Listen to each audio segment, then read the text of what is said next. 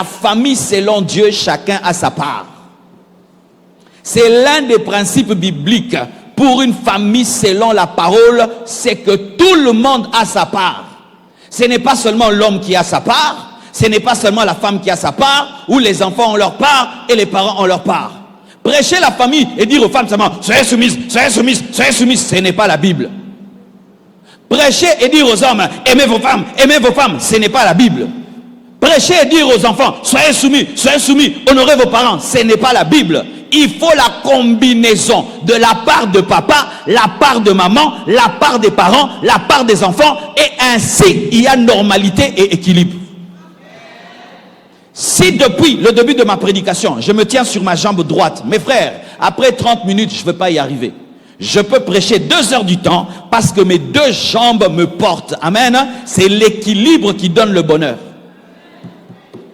Mais lorsque dans un couple, c'est papa qui fait tout, il supporte sa femme, il supporte les enfants, c'est lui qui se bat pour que la famille soit normale, il faut faire le culte matinal, il faut faire ceci, il faut que je puisse donner des cadeaux, il faut l'anniversaire des enfants, il faut ta belle famille, c'est papa, il va se fatiguer. Si c'est la femme, c'est elle qui se bat pour que la maison soit bien, pour que ce soit une famille normale, une famille biblique, elle va se fatiguer. Si c'est un enfant, celui qui porte toute la charge finit un jour par craquer. Marie, ne te glorifie pas d'avoir une bonne femme. Elle va craquer. Elle va craquer.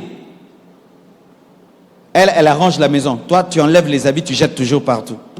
Un jour, elle te dira, ton mari fait tout pour que la famille soit normale. C'est toi qui détruis tout le temps. Tu détruis tout le temps. Tu détruis tout le temps. C'est l'autre qui porte le poids. Des fois même c'est un enfant qui a le souci de toute la famille. Papa un irresponsable, maman une irresponsable, c'est l'enfant, il va craquer. C'est lorsque le père, la mère, les enfants, tout le monde fait sa part que la volonté de Dieu est faite. Car Dieu a un ordre pour l'homme, pour la femme et pour les enfants. Alléluia. Prenez une voiture de 4 pneus, dégonflez 3 pneus et laissez un bon pneu qui est en train de rouler. Qu'est-ce qui va arriver? La voiture va s'abîmer, n'est-ce pas? Et il y a des familles comme ça, il n'y a qu'un seul pneu. Les enfants ne font rien, les papas ne font rien, c'est maman, c'est elle qui jeûne, c'est elle qui prie, c'est elle qui amène des dîmes, des offrandes, qui travaille. Papa lui ne travaille pas, mais il est champion en bébé. Ah oui, il ne cherche pas le travail et il ne fait rien. Lui, il reste à la maison, il regarde la télé. C'est la femme qui prie, c'est la femme qui travaille, c'est la femme qui vend, c'est la femme qui s'humilie, c'est la femme qui pardonne ses adultères. Un jour, elle finira par craquer. Voici ce que la Bible dit aux pères. Les pères doivent aimer leurs femmes sans jamais s'enlacer. Amen. Hein? Sans jamais s'enlacer. Ne vous aigrissez jamais contre vos femmes, dit la parole. L'homme doit aimer sa femme sans jamais s'aigrir d'elle. Tu dois aimer ta femme quand elle est mince. Tu dois l'aimer quand elle devient moyenne. Tu dois l'aimer quand elle devient grosse. D'ailleurs, tu as la bénédiction d'avoir épousé 3 femmes dans une seule.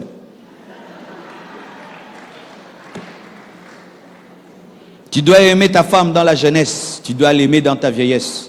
Tu dois aimer ta femme dans la richesse. Tu dois l'aimer dans la pauvreté. Tu dois l'aimer dans la pauvreté. Tu dois l'aimer dans la richesse. Tu dois aimer ta femme. Tu dois l'aimer avec ses défauts et avec ses qualités. Tu dois l'aimer. Tu l'as déjà épousée. Tu n'as pas recherché la femme de ta destinée déjà mariée. Ça, c'est bizarre. Des gens qui cherchent la femme de leur vie, mais déjà mariée. Oh Dieu, montre-moi si c'est elle. Elle dort avec toi. Tu cherches encore. C'est l'esprit de divorce qui est en train de t'animer, de rechercher ta femme alors que tu as une femme. Et tu commences à dire, mais peut-être je n'avais pas écouté bien Dieu. Frère, même si tu n'avais pas bien écouté, tu es déjà marié, tu restes dedans. Et sachez que la sorcellerie de la femme n'est pas une raison pour divorcer. Oui, même si une femme est sorcière, on ne divorce pas. Tu pries pour qu'elle soit délivrée, tu dors avec ta sorcière. Elle ne va rien te faire, tu as le feu du Saint-Esprit. Donne-moi la main. Oh, j'ai divorcé parce qu'elle est en train de bloquer le ministère. Pasteur, Tu divorces d'une femme parce qu'elle est sorcière. Alors comment tu vas délivrer les sorciers de la famille, les sorciers de l'église? Tu es vraiment un signe de manque de foi. Homme de Dieu, vous tous qui avez divorcé parce que vos femmes combattaient le ministère et vos femmes étaient des sorcières, vous irez en enfer. Vous irez en enfer? Ah oui. Vous savez, est-ce qu'on divorce quand on veut? Dieu est la répudiation. Il a la haine pour la répudiation. Tu es divorcé, tu dois donner les preuves bibliques de ton divorce. Ah oui, si tu as divorcé, tu dois donner les preuves bibliques de ton divorce. Si ton divorce n'est pas biblique, tu iras en enfer. Tu sais ça? Ah oui, homme de Dieu. Homme de Dieu, si les preuves de ton divorce ne sont pas bibliques, on ne divorce que pour raison d'adultère. Et tu dois prouver l'adultère, pas soupçonner l'adultère. Amen, hein? Pas soupçonner l'adultère. Tu dois vraiment avoir des preuves de l'adultère. S'il n'y a pas de preuves d'adultère et tu divorces, ce n'est pas la parole de Dieu. Car beaucoup d'hommes de Dieu divorcent comment? Ils s'est marié par contentologie. Je vais expliquer. Tu vois, quand tu es au début du ministère, tu n'as pas beaucoup de moyens, le ministère n'est pas grand. Alors il y a une sœur qui t'aide avec des 10 francs. Ah, tu dis, ah, celle-là vraiment elle m'aime beaucoup. Alors que c'est la contentologie. Il y a la vraie femme de ta vie qui vient. Au lieu d'attendre, connaître où tu vas, tu la prends alors que tu ne sais pas où tu vas. Et le jour que tu découvres où tu vas, tu veux la faire éjecter de l'avion alors qu'elle est déjà dedans. Mais est-ce que tu lui as donné un parachute?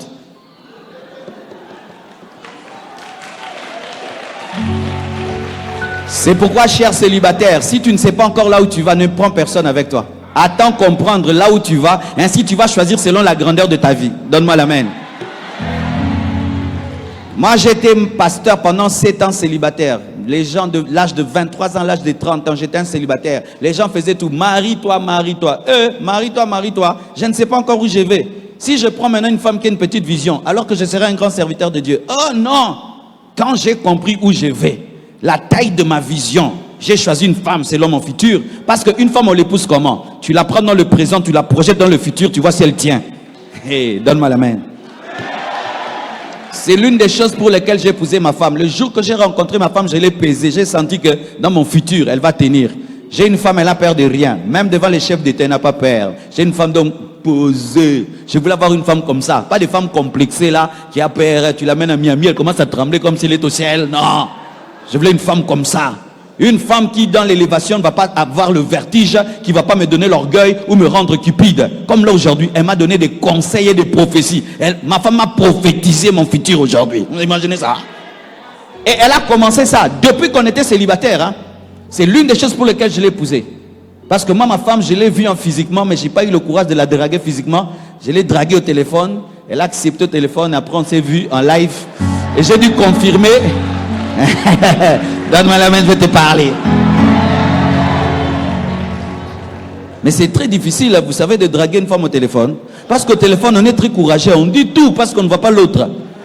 Mais le jour qu'elle est venue maintenant me voir, je dis, mon Dieu, elle est longue comme ça. Quelle hauteur. J'ai dit, tu es un homme, Marcelo, tu vas finir ce que tu as commencé. Et je dis, je confirme tout ce que j'ai dit au téléphone. Alléluia. Et alors, mes frères et sœurs, l'une des choses qui m'avait poussé à épouser ma femme, c'est vrai, j'ai épousé une femme canon. Hein. J'ai une femme canon. J'ai une femme très belle. Au point où les jours quand je l'ai choisie, toute l'église a dit non, pasteur, tu as choisi dans la chair. C'est parce qu'elle est belle. J'ai dit non, Dieu m'a parlé. Tout le monde a douté. Quand l'église a commencé à grandir, ils ont cru. Mais au départ, vraiment, tout le monde avait dit non, j'ai choisi avec les yeux. Mais c'est vrai aussi. Oh, elle doit pleurer aussi mes yeux, non? Et je vais donner les bisous à un esprit. On donne des bisous à l'esprit. On fait câlin à l'esprit. Si ta femme ne t'attire pas physiquement, tu es mal barré. Pasteur, si ta femme ne t'attire pas physiquement, tu es mal barré. Barré des mal barré. C'est pourquoi arrêtez ces choses, pasteur, de vous marier en esprit. Tu aimes l'esprit, tu dois aussi aimer le corps. S'il n'y a pas les deux, pasteur, ne te marie pas. Attends. Une femme, quand tu la vois, tu dois prier, oh Dieu, soutiens-moi. Parce que si elle est nulle et sans effet, une autre femme aura l'effet. Je sais ce que je dis. Des hommes qui font 2 mois, ils ne touchent pas sa femme. Frère, il y a un problème. 2 mois. 2 mois. 2 mois. Vous dormez comme des amis. aidez-moi. Vous avez un problème. Elle est nulle et sans effet. Tu as épousé ta sœur. Il fallait que tu ouvres un groupe de prière. Toi maintenant tu as voulu épouser la sœur.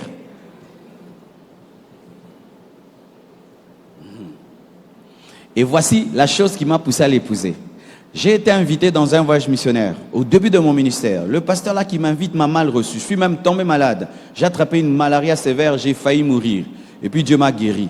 Et puis j'ai dit non, je rentre. Ce voyage missionnaire est gâté. J'ai échoué, je rentre. Elle était ma fiancée. Je l'avais draguée au téléphone. Notre amour c'était téléphonique. Et tu vois, quand l'amour est téléphonique, tu as envie de voir l'autre en live. Et j'ai dit non, j'arrête ce voyage et je rentre comme ça on se voit. Elle me dit non. Tu ne rentres pas. Tu restes là-bas. Parce que si tu reviens, si tu es un échec, tu restes là-bas jusqu'à ce que ce voyage-là va réussir. Ton Dieu est avec toi. Bats-toi, prie. Une porte va s'ouvrir. Et j'ai dit, vraiment. Toi, tu parles déjà comme une maman pasteur, comme ça, je ne t'ai pas encore épousé. J'ai dit, oh. Parce que ma femme, quand je l'ai rencontrée, quand tu la voyais physiquement, elle a tout pour que tu dises qu'elle n'est pas spirituelle. Parce que souvent nous pensons aussi que la beauté rend charnel. Mais est-ce que c'est le diable qui a créé les belles femmes? Vous aussi. Hein? Donc Satan a créé les femmes. Non, il n'y a pas de femmes laides, hein, mais les femmes normales. C'est Dieu qui crée les femmes normales, mais les femmes canon. Ça c'est Jézabel, c'est Satan. Non! Rebecca était belle. Sarah était belle. Alléluia! Ève était belle. C'était la femme la plus belle du monde, créée par Dieu, sans défaut. Alors les hommes de Dieu, des fois, Dieu te donne une belle femme. Comme femme, tu refuses. Comme certains là, vous êtes des fiancés. Ta femme est tellement belle, tu as peur. Elle va tuer l'église. Elle va tirer les gens. Ce sera un panneau publicitaire de Jésus.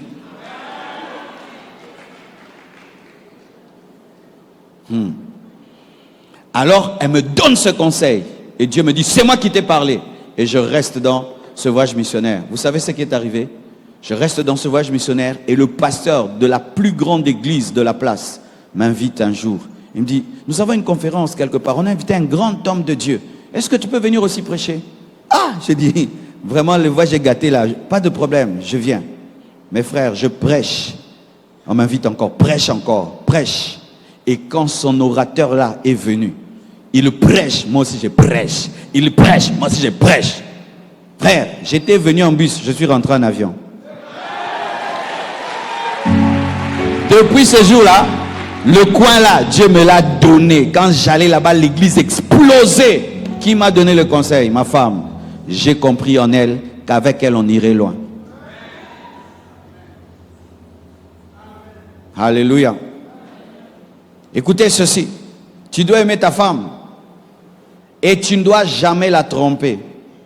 Jamais la tromper. Si je posais la question ici, quel est le pasteur qui n'a jamais trompé sa femme qui lève la main? On aura un scandale ou pas? Si j'ose là, j'ai dit celui qui n'a jamais trompé sa femme, qui lève la main. On va avoir un scandale ici ou pas?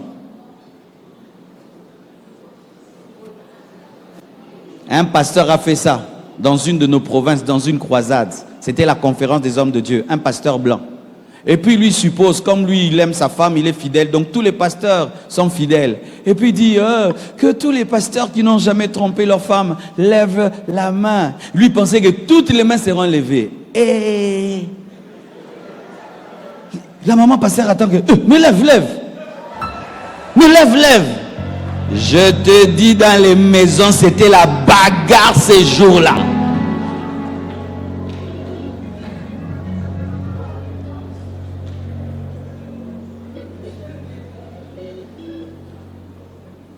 Mais sachez ceci, cher papa, lorsque vous trompez vos femmes et vous allez dans des hôtels avec d'autres femmes, vous vous cachez, mais vous cachez devant qui? Vous vous cachez devant vos femmes, mais le Dieu invisible vous voit. Et même celui qui vous a donné la clé de l'hôtel vous connaît. Parce que le problème souvent aussi, les pasteurs, vous oubliez que vous êtes connus. Mais on fait semblant de ne pas vous connaître en vous donnant les clés. Mais tu ne sais pas discipliner ta sexualité, tu vas diriger une église comment? Tu ne sais pas diriger ta sexualité, discipliner ta sexualité. Comment tu vas diriger l'église? Comment Dieu va te donner une grande église? Il ne peut pas te donner une grande église. Pour ceux qui ne savent pas, une grande église attire des très belles femmes. Aujourd'hui, à la compassion, il y a des femmes très, très, très belles. Ça ne me fait rien du tout. Pourquoi? Dieu a tué en moi l'adultère et l'impudicité. Quand je vois ces belles filles, je vois en elles Choukrani et Chifra. Je vois mes enfants, mes filles. Et je vous assure, au point où même des fois, certaines filles, quand elles sont dans mon bureau, les protocolaires tremblent. Regardez la fille là qui est entrée dans le bureau. Je dis, tu trembles pourquoi? Tu vois, les impudiques pensent que tout le monde est impudique. Parce que lui-même, le protocole, quand il voit la fille là, il dit, il lui-même tremble. Maintenant, il pense que le pasteur va trembler. Non! Dieu a tué ça en moi. Ce sont mes enfants, ce sont mes filles. Ne cherche jamais une grande église si tu es impudique. Ce sera ta mort. Parce que les belles femmes sont attirées par les grandes églises. Elles aiment aller là où il y a du monde. Et tu seras leur pasteur. Et si tu as l'impudicité en toi, tu tomberas et retomberas et tu ramperas.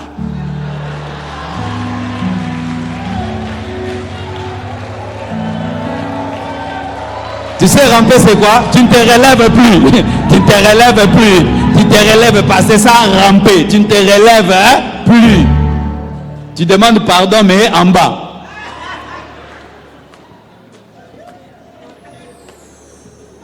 Rampère.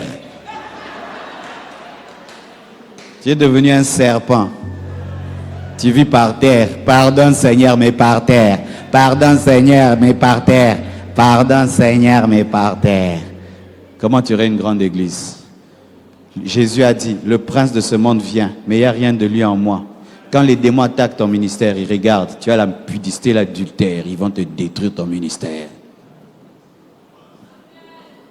Moi, j'ai dit à l'église, une sœur, tu entres dans mon bureau, tu me tentes, je te tape. Ouais, c'est connu dans toute l'église, c'est la devise. Tu entres dans le bureau, tu tentes le pasteur, il te tape.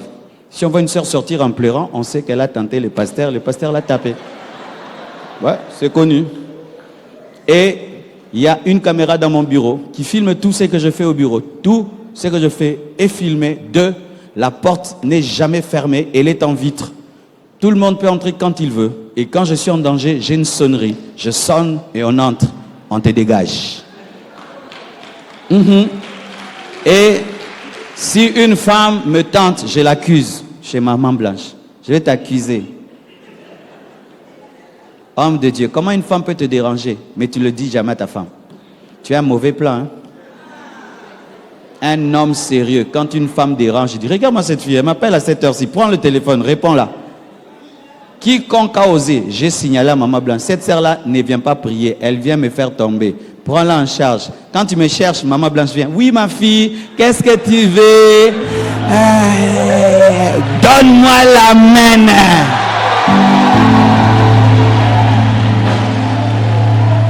Mais si tu commences à la gérer toi-même, tu la gères, tu veux tomber.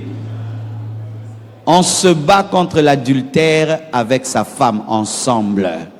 Ensemble. Ou même ta femme peut te dire, mais cette fille-là, je te dis, ce n'est pas qu'elle aime ton onction, elle a un faible pour toi. C'est vrai?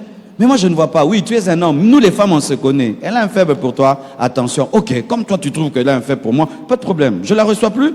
Commence à t'en occuper. Je ne veux pas discuter. Pourquoi je vais tuer ma vie et mon mariage pour une sœur? Hé, dégage! Oui, mais oui, mais oui. Et moi, je ne perds même pas le temps à ça.